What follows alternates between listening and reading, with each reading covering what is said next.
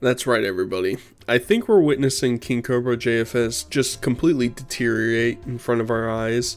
He's become like a Meadaholic at this rate. It seems like every other video he posts or live stream he does, he's doing some new Mead concoction. And I think we've reached the pinnacle of grossness. And that might be a stretch, especially with Cobra, but we're going to examine two different Mead concoctions today, plus a special sandwich, a little treat for the fans, you know, something that everybody likes.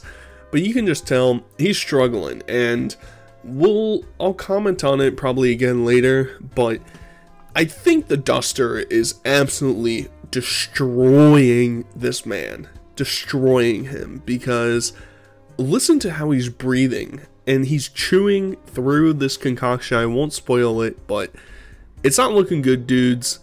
Cobes has to figure it out pretty soon, or else it might be by persons. So, either way, let's get into it. 12 days is an even amount of numbers. Strawberry, banana, honey, mead. It's really sweet.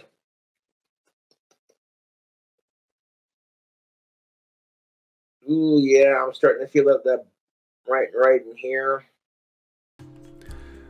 So, for some context, he basically made a Hawaiian Punch, or at least it was Hawaiian Punch branded mead, and I talked about him making this stuff before, but he just can't help himself. He literally cannot control himself. He makes the bottle, and he has to check on it every single day, non-stop, repeat it, taste it, see how it's going, flip out the, turn out the balloon, do whatever. And he says, oh, maybe I'll try a little bit. I'll just try a teensy bit.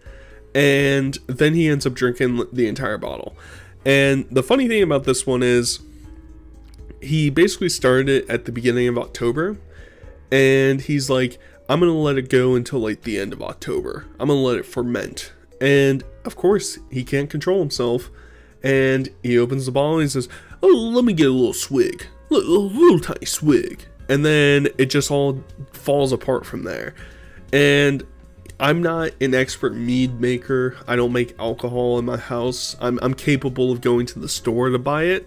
I'll trust the experts, but Cobes is trying to reach that level of expertise. I think keeping it in a disgusting plastic bottle in your closet and constantly putting your decaying teeth juice into it is not going to help out, buddy. I don't know if I've become somewhat of a lightweight because I've cut down on my drinking, or another DoorDash order. This ought to be fun. Maybe it's cat food. One Big Mac with no cheese, extra salt, no pickle, no mayonnaise, no onions, shredded lettuce, no regular meat, extra mac sauce. Oh my God, they sent me a Big Mac with no meat on it. That's hilarious. And a sugar packet and some apples. Thanks. I'm going to have to do a food hack with this when I come back inside after having a cigarette. Guesses. What could Josh possibly want to make a food hack with this? It's essentially just a goopy sandwich that doesn't have any redeeming qualities to it. A normal person probably throws it in the trash. But like we've seen in previous videos, he likes to own the trolls. And somehow owning the trolls means eating exactly what they send him. And the duster's kicking in, the cigarette is not going to help that fat, and he's going to come back with something that's extra mighty tasty for the fans. You know what the funny thing about the whole situation is, YouTube?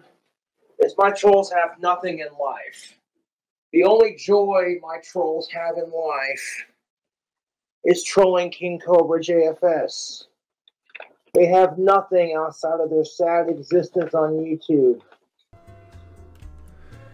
The crazy part is, I feel like he shares a similarity to Cyrax, where he just is constantly projecting himself. Oh, the trolls, they don't have anything but me. nothing without me. And obviously I don't know any of these people. I know myself. I know that, and I've seen people say it in comment sections before of, oh, if you guys need him just as much as he needs you. And it's like, maybe for others, I don't know. I mean, I know certain people get a pretty good stipend of money from doing videos about these lolcows. But if all the lolcows just disappeared, it'd be sad because it's my like main form of entertainment for the most part. I don't really watch TV shows. I watch sports, but like this is my reality TV, is all of these lolcows and keeping up with them and making videos about them and the whole shebang. If they disappear and make me sad, 'cause that's like, what else am I gonna watch now? I guess I'll find somebody else, but it's it'd be sad if they left, but I'm not dependent on them. They don't pay my bills. They bring me some humor and some entertainment, but they don't make me happy. You know, when I wake up and there's not a new Cyrax clip of him yelling at somebody in the darkness, doesn't make me upset. And, you know, I think I could probably move on without more King Cobra disgusting food hacks, but we'll see. We'll test it out. Thanks for the cat food, by the way. I appreciate that. There's a lot of hungry cats in Casper that could really use it, so you know what I'm saying? What if I put this Fancy Feast Creamy Delights chicken feast with some King Oscar sardines on this meatless Big Mac? But here it is, this god-awful, unhealthy, sauce-covered Big Mac of mess and yuck. So I think to the top bun, we're going to add, look at that, it's all mac sauce and mayonnaise. Should we add like sardines and like cat food to it? Would that be insane? Took the can and split it into like 2 sections here. Maybe it'll increase my chances of getting some pee. Like I care. Ending sickos is more important than ending my dry spell. Fighting for female and male equality is more important than ending my damn dry spell.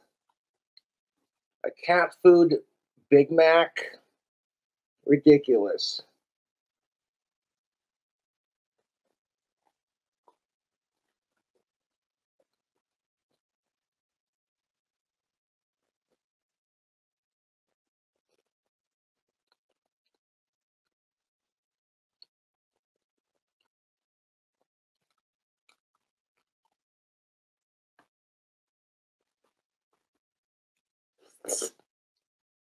Now, you should not eat cat food, but I'm doing this just to own my trolls because it's hilarious.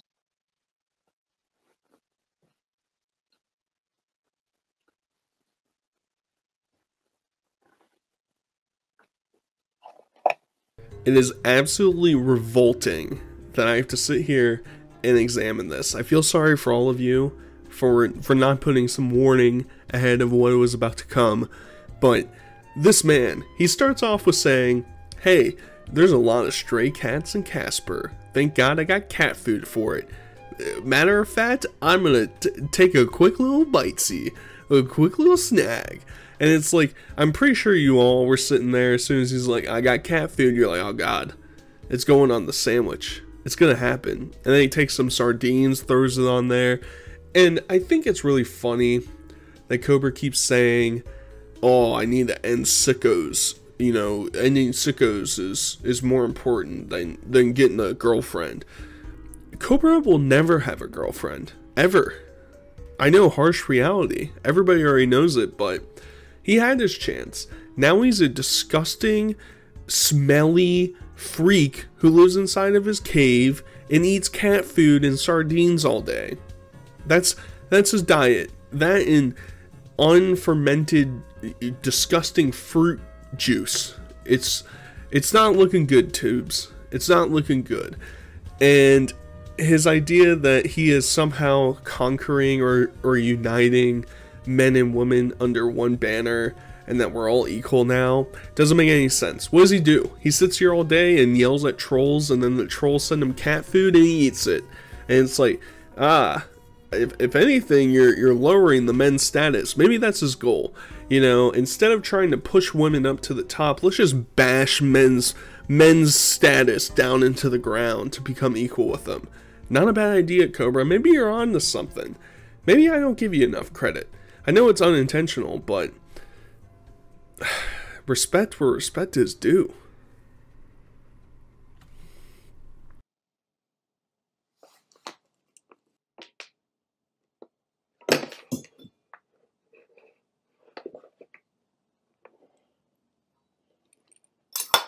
You split a little bit, that's alright. Still a full cup. Got 2 bananas.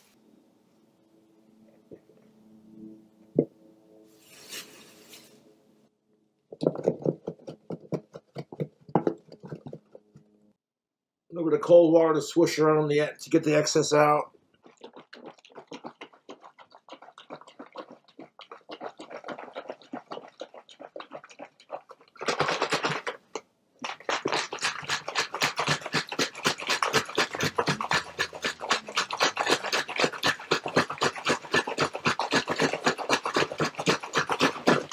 I'm gonna add some Reese's peanut butter chocolate syrup to that.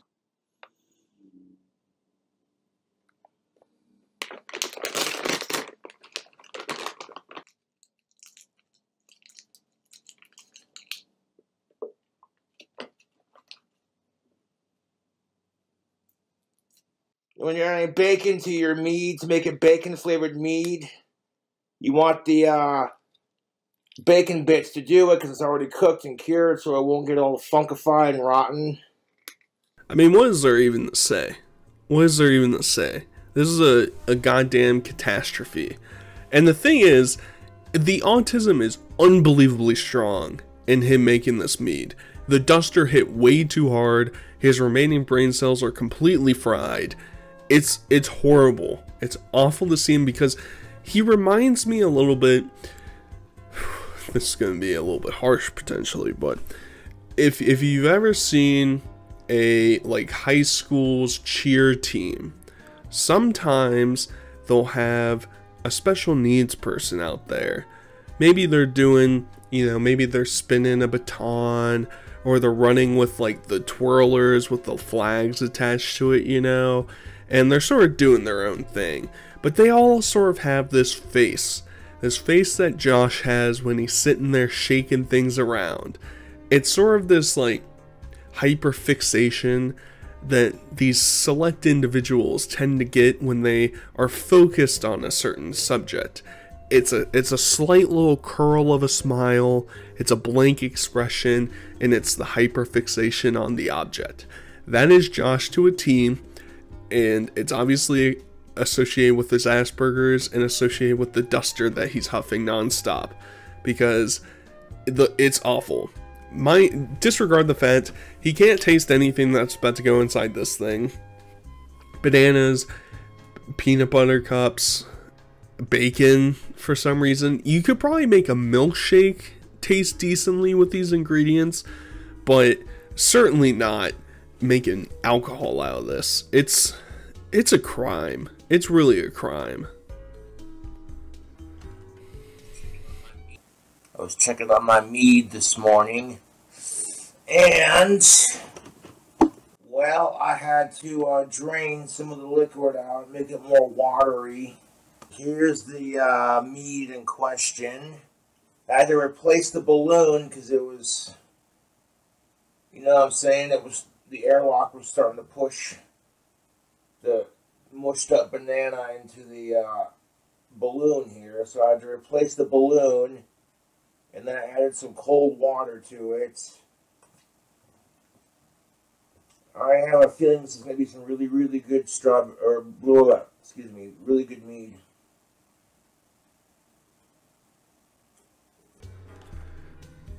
And now he's reaching the blade stage where he doesn't really know what's going on. He obviously mixes up the mead. He still thinks it's a strawberry one that he already drank from the earlier in this video. It's actually the sewer water poopy butt explosion into a bottle drink that he's having. Very delicious, very nutritious. And I think it's funny. So he's making it like you can buy those, what are they called? They're like S-Lock caps. I think that's what it's called, to help release the carbon monoxide or from the bottle.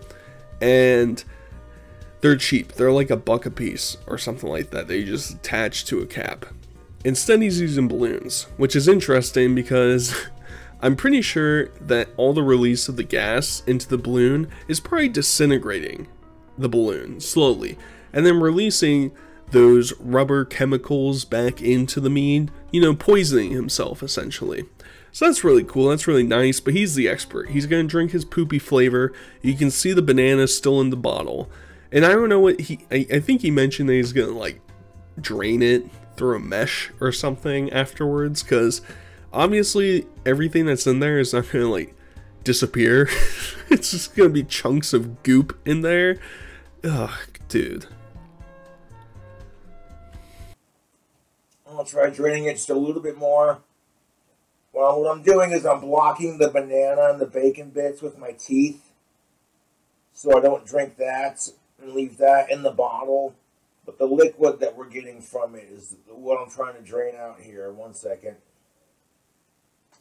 See, now it's liquefied to a point where if I shake it, the whole thing just kind of, you know what I'm saying, YouTube?